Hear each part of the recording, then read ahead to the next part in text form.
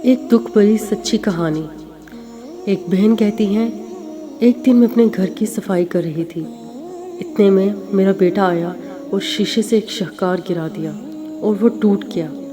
میں اس سے بہت ناراض تھی کیونکہ وہ بہت مہنگا تھا اور میری ماں نے مجھے دیا تھا اور میں اسے پسند کرتی تھی اور اسے رکھنا چاہتی تھی۔ میں نے غصے سے اسے بلایا اور کہا، میرا رب ایسی دیوار گرائے جو تمہاری ہڈیاں توڑ دے۔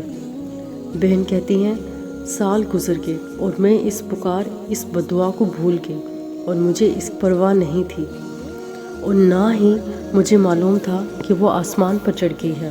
میرا بیٹا اپنے بھائیوں اور بہنوں کے ساتھ پلا بڑھا اور وہ میرے دل میں میرے بیٹوں میں سب سے زیادہ پیارا تھا۔ میں اس کو ہوا لگنے سے بھی ڈرتی تھی۔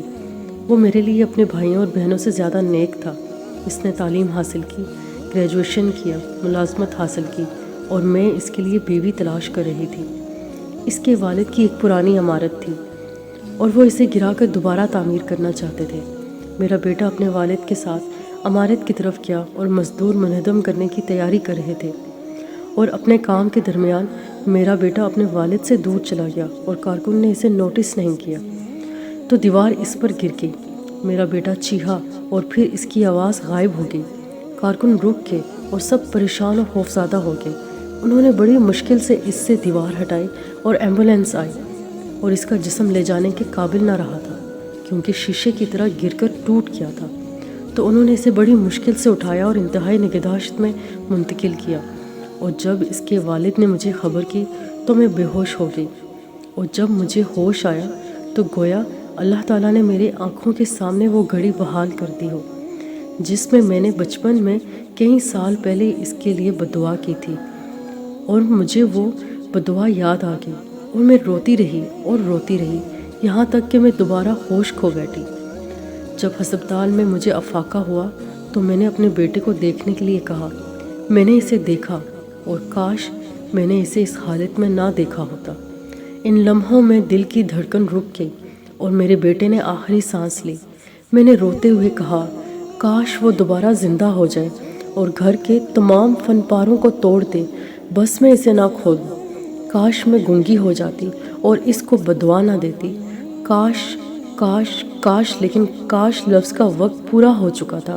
ایک شخص عبداللہ بن المبارک رحمۃ اللہ کے پاس اپنے بیٹے کی نافرمانی کی شکایت کرنے آیا۔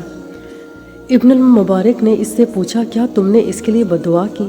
اس نے کہا، ہاں۔ اس نے کہا، جاؤ، تم نے ہی اسے خراب کر دیا ہے۔ ہر ماں اور باپ کے لیے میرا پیغام، اپنے بچوں کو غصے میں بددعا کرنے میں جلدی نہ کریں۔ شیطان مردود سے اللہ کی پناہ مانگیں۔ اپنی زبانوں سے وعدہ کریں کہ وہ اپنے بچوں کے لیے کامیابی اور رہنمائی کے لیے دعا کریں، ان کو بددعا نہ دیں، اور جان لیں کہ اپنے بچوں کے لیے بددعا کرنے سے ان میں فساد، ضد و نافرمانی ہی بڑھ جاتی ہے۔ اس نافرمانی کی شکایت کرنے والے سب سے پہلے آپ ہیں جنہوں نے ان کے لیے بددعا کرنے میں جلدی کی۔ اپنے بچوں کو بددعا نہ دیں بلکہ اللہ سے ان کی اصلاح اور رہنمائی کے لیے دعا کریں، اور جب بھی آپ اپنے بچوں کو خوش ہوتے اور کھیلتے ہوئے پائیں تو ان کے لیے یہ دعا مانگیں، اے اللہ، میں تجھ سے دعا کرتا ہوں کہ انہیں جنت میں خوش رکھ جیسا کہ تو نے انہیں دنیا میں خوش رکھا ہے۔ آمین۔